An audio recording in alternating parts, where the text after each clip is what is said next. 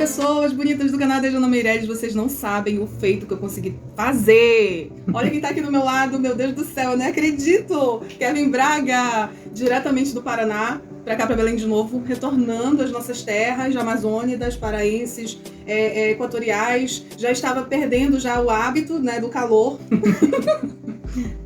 Kevin, e aí, como é que você tá, meu amigo? Eu tô bem, tô muito feliz de estar aqui, consegui chegar um pouco aqui em Benevides. E a gente vai ter um papo hoje muito gostoso no canal da Dejana. Nem me diga que eu tô nervosa, acabei de falar isso pra ele, tô muito nervosa, porque eu sou fã, eu trabalhei com o Kevin e ao mesmo tempo sou fã de todo o trabalho dele, da qualidade do trabalho dele, é uma pessoa muito organizada. Eu fiquei até constrangida, ele chegou na minha casa, eu sou meio bagunceira, vocês sabem, eu sou bagunceira. E ele chegou na minha casa, mas se sentiu à vontade, graças a Deus, apesar da minha bagunça e dos meus gatos. Ele tem ascendência em virgem, né? É. Em virgem, então ele é organizadíssimo. E isso dava pra perceber no trabalho do Engrenagem. E a gente, em nossas individualidades, né? Ele sabia valorizar cada um conforme o seu jeito e extrair o melhor da equipe. Isso que eu acho legal no trabalho do Kevin. Mas ele sempre foi muito dedicado, muito organizado. Respeitava as datas, fazia o plano, né? Kevin sempre foi de fazer o plano no teatro. Sempre no cronograma. E eu ficava abismada vendo aquilo, o cronograma deles, as reuniões, as erratas, o que a gente tinha que fazer. Eu ficava abismada. Nada disso eu sei fazer, eu me alinho porque eu sou uma pessoa muito confusa, aquariana confusa, não organizada. Mas trabalhei, né? Fiz o feito de trabalhar com o Kevin Braga, que me aceitou do jeito que eu sou. Nem sempre todo mundo me aceita, sabe, gente? Mas eu, na minha bagunça, eu consigo produzir. Eu acho que foi isso que chamou a atenção dele, tá? Então a gente vai fazer um bate-papo aqui pra vocês conhecerem melhor o trabalho do Kevin, quem não conhece. Porque sempre quando eu posto ele nos meus status, no WhatsApp, no Instagram, vem alguém comentar, Kevin Braga é famoso, porque ele tem muitos trabalhos por aí, ele tem muitos espetáculos em Belém, eu participei de alguns, mas ele tem muitos personagens, espetáculos, ele escreve, né, os espetáculos dele. E é uma pessoa que eu admiro mesmo de graça, não de graça porque eu sei do trabalho, e também admiro a pessoa do Kevin. E tanto é que eu convidei ele para fazer esse vídeo, porque foi a pessoa que eu mais tive conexão. Apesar de ser uma coisa assim muito casual, a maneira como a gente se conheceu foi bem casual, mas eu tive uma conexão de cara, porque a gente sabe quando a pessoa te valoriza o teu trabalho, entendeu? Olha, dá o devido valor pro teu trabalho, vê que tu realmente tem uma contribuição a fazer. Isso conquista qualquer pessoa, e foi o que aconteceu com ele. Muito respeito, muito carinho pelo meu trabalho. E, Kevin, vou te fazer algumas perguntas aqui pro pessoal conhecer, tá? Tá bom. Eu quero que tu faça um resumo, assim, da tua história, né? Como tudo começou? Como foi que tu te encontraste com relação à arte? Que tu se percebeste artista? Não, eu quero ser artista. Teve um momento, ou isso foi natural, assim, desde a tua infância? Então, eu vou contar uma história hoje aqui, já vai ficar gravada aí, porque é uma história que eu só contei, eu acho que para poucas pessoas. Mas eu vou contar e já vai ficar aí gravado quando alguém quiser me perguntar, falar, vai lá no canal da Dejana pra você conhecer. Boa. Mas assim, desde criança eu gostava muito de ficar em casa, gostava muito de ler livros, de ver filmes. Da minha infância que era as lendas, as histórias de lendas do Pará, principalmente. Eu era muito apaixonado e eu achava aquelas histórias, até hoje acho, cheio de cantaria, cheio de coisas muito maravilhosas. E gostava muito de dinossauros, ainda gosto até hoje. E aí eu ficava imaginando tudo que poderia ser e o que não poderia. E na minha infância, nós tínhamos televisão, graças a Deus, e eu assistia muito desenho, muito anime. E meus pais, na época, eles não podiam me dar os bonecos dos animes e das coisas que eu gostava. Tipo, eu não podia ter um boneco de Digimon, Pokémon, Medabot, não podia ter um boneco de dinossauro. Teve uma fase da minha vida, assim, mais lá pelos 7, 8 que eu cheguei a ter, mas eram coisas, assim, muito, muito difíceis. Era muito difícil a nossa vida. Então, eu comecei a desenhar. Eu desenhava em folha de papel de caderno, eu recortava essas figuras, e essas figuras de papel, de desenho, eram meus brinquedos. Olha que interessante. Inclusive, eu guardava esses desenhos cortados dentro dos meus livros da escola. E aí, todo dia, quando eu tinha que ir para a escola, eu tinha que tirar os desenhos de dentro. E eu colocava dentro do livro que era para não amassar, e principalmente para minha mãe jogar fora, que a minha mãe era sempre de jogar fora, tudo que ela via que ela achava que era lixo, ela jogava fora. Ou seja, a questão da limitação, de você não ter, aguçou a sua imaginação. Sim. E aí, né, eu brincava mesmo, como se fosse, as minhas figuras de papel, eu brincava como se fosse mesmo os brinquedos que eu nunca tive. E isso foi me dando uma dimensão enorme de técnica de desenho. E foi me dando foi alimentando a minha imaginação. Eu sempre fazia vozes dos personagens, tipo, eu desenhava vários personagens das coisas que eu gostava, eu desenhava os heróis, desenhava os pokémons, os digimons, desenhava os medabots, eram umas coisas que eu desenhava as cartas da Sakura, e eu sempre, quando eu ia brincar, brincava na sala de casa, eu criava outras histórias, fazia as vozes dos personagens, era muito, muito divertido. E aí, perto de casa, né, tinha a Fundação Corvo Velho, e a minha... Importante ressaltar, o Kevin mora numa comunidade, né, chamada Vila da Barca, aqui em Belém, né, que é uma comunidade bastante famosa pelas dicotomias, né, um território assim de palafita, né, Isso. Tem a parte do rio, né, eles moram na beira do rio mesmo, culturalmente é um lugar importante aqui, né, no Pará, e ao mesmo tempo tem uma visão, as pessoas vêm com preconceito por causa da violência, por ser um setor de periferia.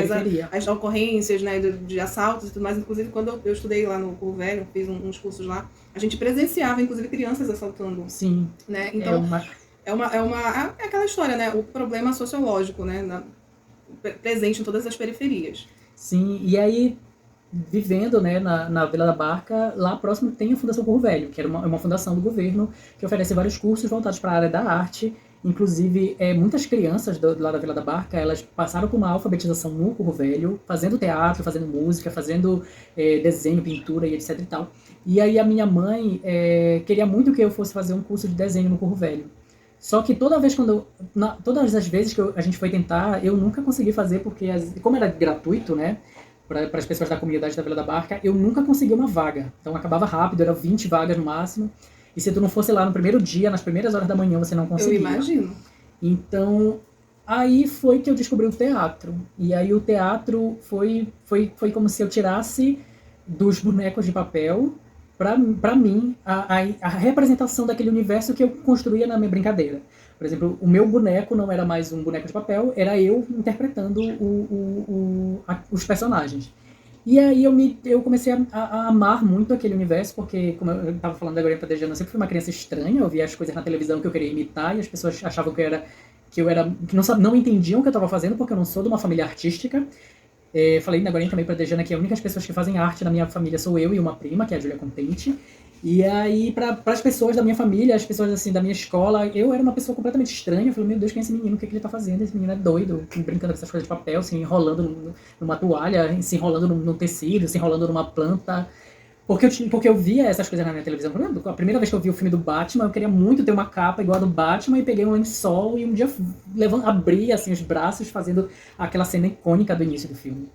Então eu sempre tive um pé nessa vida da interpretação mesmo. E aí eu comecei a fazer Corvo Velho.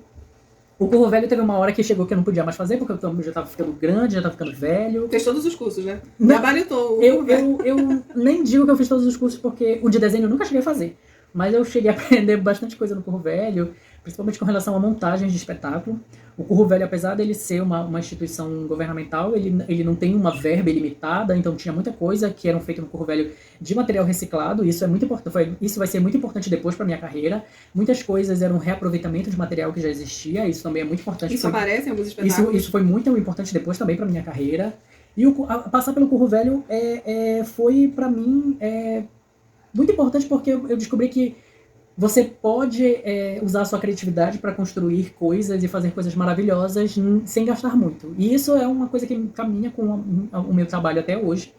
E aí, quando eu fui para a escola de teatro, né, comecei a fazer o teatro infantil. E aí, no último ano, a gente fez uma montagem de Mowgli. E aí surgiu a oportunidade de eu fazer o figurino da minha turma. Eu comecei a desenhar, conversei com o diretor, e foi minha primeira, eu tinha 18 anos, eu acho, 17 anos, e foi a minha primeira experiência fazendo figurino para um espetáculo, e eu fazia parte do espetáculo também. Só que eu fiz tudo assim de forma intuitiva, eu fiz pegando também algumas coisas que eu tinha absorvido da minha passagem pelo Corvo Velho, e aí tudo isso foi possível porque eu sabia desenhar. E eu sabia desenhar, assim, foi uma coisa que eu fui desenvolvendo ao longo da minha infância, da minha adolescência. Hoje em dia, tipo, o desenho que eu faço, ele foi todo construído por mim, eu não fiz aula com ninguém, eu não copiei de ninguém. Tem um estilo próprio. Eu tenho um estilo próprio meu. Isso dá pra perceber. Eu sempre fui a pessoa que eu desenho em qualquer superfície. Eu desenho na carteira, eu desenho na parede, eu desenho no chão, eu desenho no... Inclusive, a gente vai ter um vídeo que eu fui informada hoje, tá, gente? Eu não sabia. Fui informada hoje. O Kevin se ofereceu para pintar as paredes do meu quarto. Verdade. Então a gente vai aproveitar essa ocasião para mostrar o passo a passo dele pintando aqui, tá? Guardem vídeo novo. E aí, né, tudo isso foi possível. Hoje, tudo que eu faço foi possível graças à minha habilidade com desenho. E eu falo assim, habilidade, porque foi uma coisa que eu desenhava umas coisas horrorosas quando eu era criança. Mas eu sempre botava na minha cabeça assim, dá pra ficar melhor, vou melhorar, e fui sempre insistente. E a minha irmã, ela me criticava muito, ela falava, meu Deus, isso tá horrível. Meu Deus, se tu viver disso, tu vai morrer de fome. Olha os incentivos e da nossa infância. Aí a minha irmã sempre me comparava, olha, o fulano dali, ele desenha melhor que tu, ele pinta melhor que tu. Então eu sempre busquei não me deixar abater por essas coisas, mas busquei tentar melhorar. Tipo, hoje em dia não tem nada que eu me sente pra desenhar que eu não consiga desenhar, assim, por toda essa minha trajetória de descobrimento artístico mesmo e de tentar inserir uma coisa na outra. Eu sempre tentei levar o desenho. Eu só virei figurinista porque meus professores sabiam que eu desenhava. Então eu sempre tentei levar o desenho para o teatro e sempre tentei levar todas as minhas habilidades para o teatro.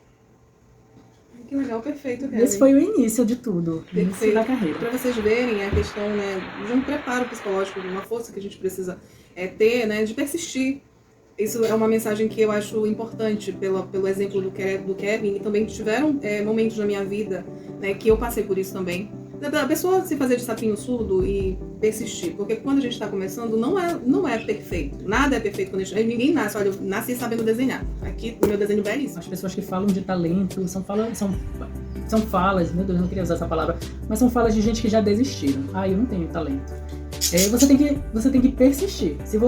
E também ser sincero com você, de também chegar um dia e dizer pra você que talvez aquilo não seja pra você, mas isso não significa que você não possa fazer. Eu sempre recebi muita crítica dos meus familiares, por exemplo, no início, quando eu era da igreja, eu tentei ser do coro da igreja, mas eu era super desafinado e às vezes até dentro de casa eu ouvia isso, mas eu nunca desisti. Tipo, eu fui fazer espetáculos que eram musicais, eu fui fazer espetáculos que eu cantava, dançava e atuava. Então, tipo, eu nunca levei nem pro lado pessoal e nunca levei para um lado assim, eu tenho que desistir disso.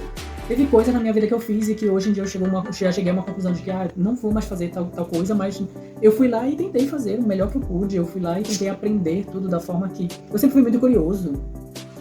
Inclusive, um professor meu falou que o mais importante para você ter uma carreira em qualquer área que você queira é você ser curioso.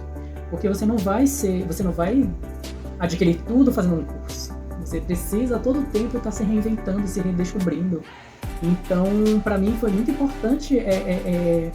Não vou dizer assim que eu confiava plenamente em mim, mas eu vou dizer assim que mesmo sendo muito criticado, eu queria fazer aquilo dar certo. Eu queria continuar, eu queria fazer, mesmo que eu não fosse bom.